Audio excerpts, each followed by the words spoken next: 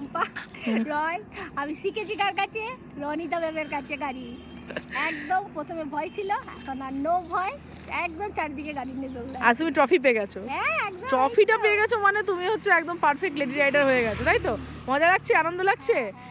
Vespa নিয়ে যে চালানো, ঘর থেকে এসে দুমদুমার গতিতে একদম এদিক ওদিক ঘুরে বেড়াচ্ছো। বলেছিলাম গাড়ি কিনে দিতে, হুম, দিয়েছে, চালাতে পারছিলাম না, আর এখন আর কোনো ভয় নেই। ব্যাস ব্যাস ব্যাস, দাদাও নিশ্চিন্ত, এই যে তুমি শিখে গেছো, আর চাপ নেই, এবার সমস্ত জায়গায় তুমি তোমার কাজ করতে জন্যই পারবে। সম্ভব হয়েছে, এটা রনিতা ম্যামের জন্যই সম্ভব।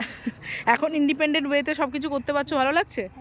বাহ, ওকে, কোনো প্রবলেম নেই। বাহ, ভেরি গুড দি, কংগ্রাচুলেশনস। আজকে তোমার ফেয়ারওয়েল হয়ে যাচ্ছে, আজকে তুমি ক্লাস থেকে মোটামুটি বলতে গেলে তোমার ট্রফিটি নিয়ে তুমি বেরিয়ে যেতে চলেছো।